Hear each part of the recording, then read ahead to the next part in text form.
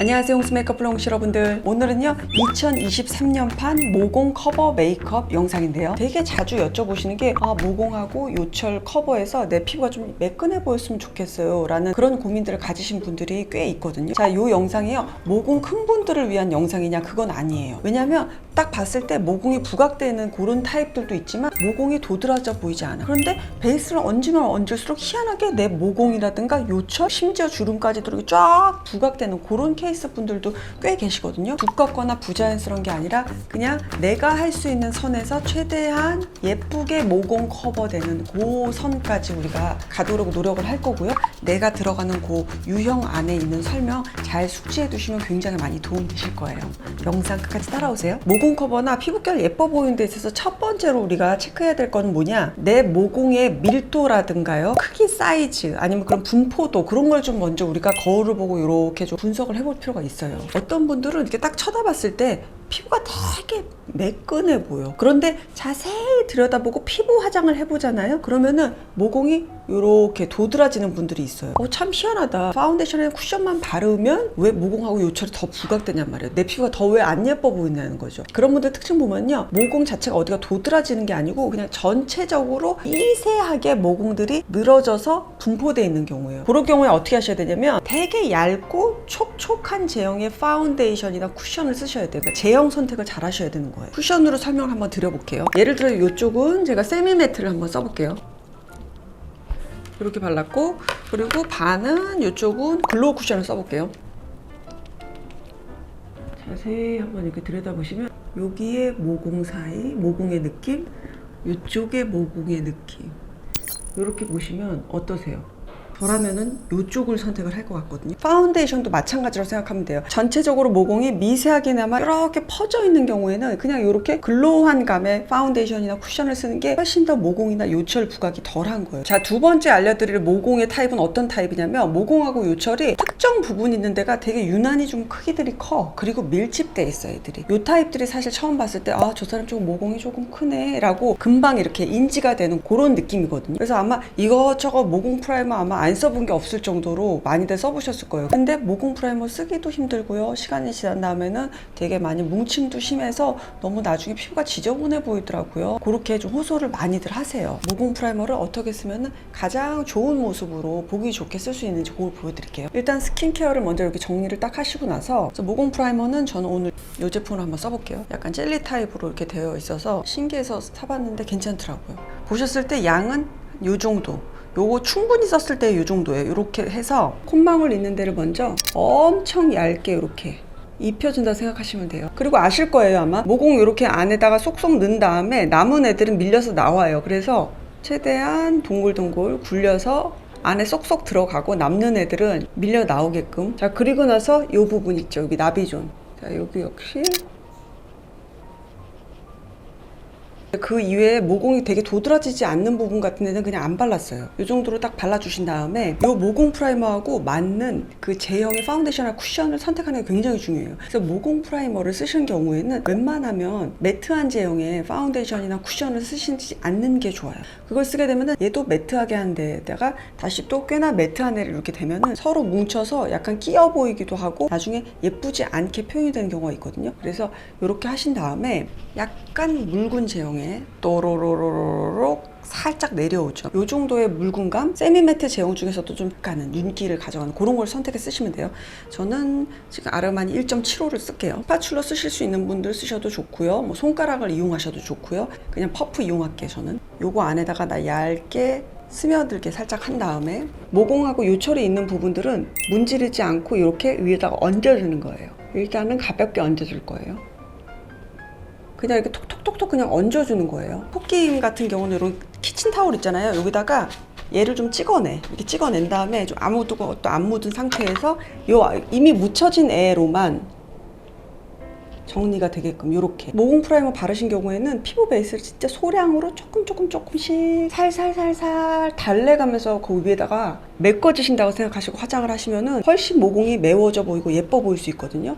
자세히 이렇게 보시면 이렇게 이런 느낌. 그리고 저도 여기가 상당하거든요. 이런 데도 그냥 매끈해요. 이거는 모공 부각이 덜 되면서 피부결이 매끈해 보이게 이런 식으로 마무리가 되거든요. 자, 그리고 이제 여름이니까 더워서 이제 파우더까지 우리가 하게 되잖아요. 이렇게 투명 파우더들 많이 쓰시죠. 요거를 자 바르는데 어디 바르는지 보세요. 모공 프라이머 발랐던 데 있죠. 거기 말고 일단 거기 안 바른 데 위주로 제가 한번 파우더 처리를 먼저 쫙 해주고 남은 거 정도로만 한번 가볍게 그냥 지나갈게요. 이렇게. 자, 이런 식으로. 평상시 같으면 제가 항상 여기 T존하고 이런 데 먼저 하거든요. 근데 오늘은 반대로 겉을 먼저 하고 그리고 남은 거 정도로만 한번 지그시 이렇게 정리되는 정도? 왜냐면 모공 프라이머를 발랐기 때문이에요. 너무 예쁘지 뭐 딱 이렇게. 프라이머 쓰실 때는 한번 올 여름에 이렇게 한번 해보세요. 자, 이번에는요 프라이머 없이 그러면 모공하고 요철을 그래도 자연스럽게 어떻게 좀 더 나아 보이게 할 수 있는지 그 방법을 알려드릴게요. 당연히 파운데이션이든 아니면 뭐 쿠션이든 세미 매트 제형을 이용하는 거예요. 오히려 모공하고 요철 커버하는 데는 그냥 간단하게 쉽고 빠르게 하기에는 아마 쿠션 하는 게 아마 더 편하실 거예요. 근데 좀 쿠션 바르면 뭔지 모르게 모공이 좀 매워지는 것 같기는 한데 너무 피부가 텁텁해 보여요. 그렇게 느끼시는 분들은 이렇게 한번 써보셔요. 제가 제 메이크업 할 때도 쿠션 쓸 때는 항상 이런 식으로 좀 많이 쓰거든요. 이런 모공 브러쉬 같은 거 이용해서 제가 컬러가 21호여서 살짝 밝을 수 있는데 이거를 안에서 밖으로 역시나 굉장히 얇은 양이에요. 모공 안을 이렇게 메워주는 거예요. 자, 여기도 콕콕콕콕 먼저 찍은 다음에 쓱쓱 밀듯이. 요즘은 제품이나 도구 같은 게 굉장히 잘 나와서 조금만 여러분 신경 써주시잖아요. 그러면은 훨씬 피부 더 예뻐 보일 수 있어요. 한번 마무리.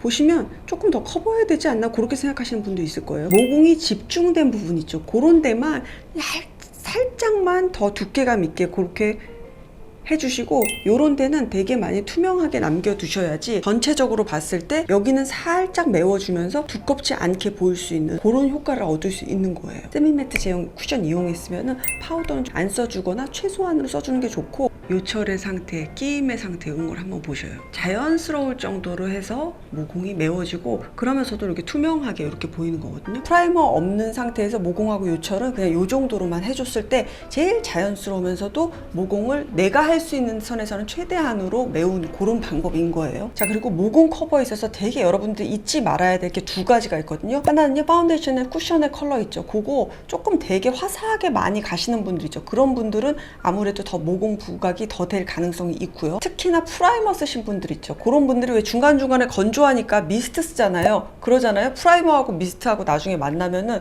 아유 그것도 볼만해요. 그 두 가지 좀 잊지 않으시면 좋을 것 같아요. 저는 그렇게 하는데도요 모공이 되게 부각돼 보이고 끼임이라든가 뭉치는 현상이 일어나요. 그러신 분들 있죠. 그런 분들은 각질 제거 좀 하자. 피지 제거 좀 하자. 대체적으로 그런 분들은 모공이나 그 요철 부분에 각질 케어라든가 피지 관리 있죠. 그게 조금 덜 돼 있는 경우들이 많아요. 피부 표면을 일단 깨끗하게 그런 각질 청소 같은 거 좀 하자는 거 항상 제가 말씀드리잖아요. 여러분들 쓰시는 아하바하 제품들 그런 거 꾸준하게 써주시는 거 좋고 또는 항상 이모가 말했죠. 따뜻한 물로 샤워 다 하신 다음에 모공 이렇게 좀 쫙 열렸을 때 아무것도 없으면은 타월이나 거즈 손수건 있죠. 그거 그냥 이렇게 손가락에 이렇게 감싼 다음에 오일이나 클렌징 폼 같은 거 묻혀서 손방울 근처 솔솔솔솔 나비존 근처 이런 데 솔솔솔 문질러서 깨끗하게 한번 이렇게 헹궈내시면은 피부 너무 반짝반짝거리잖아요. 여름이니까 피지나 각질 청소 일주일에 한 2번 정도 그런 주기로 해서 깨끗하게 피부 표면 한번 깨끗하게 청소해 보세요. 자, 그리고 스킨케어 단계에서도 조금 모공을 평상시에 좀 케어를 해주면 훨씬 더 모공의 탄력감을 유지시키는 데 도움이 되겠죠. 바르고 나면은 모공의 쫀쫀함을 좀 바로 이렇게 싹 느낄 수 있는 그런 세럼 하나 소개시켜 드릴게요. 광고 맞아요. 요 메이크프렘의 엔드포어 베지티놀 타이트닝 세럼. 쉽게 말해서 모공을 타이트하게 하는데 도움을 줄 수 있는 그런 세럼인 거예요. 영상 돌리지 마시고요. 이모 또 이 옷 입고 왔잖아. 또 이거 딱 맞춰서 또 입고 왔잖아. 좀 도움되는 영상이니까요. 스킵하지 마시고 한번 들어보셔요. 저 같은 경우는 일단 한 달 정도 썼어요. 그래서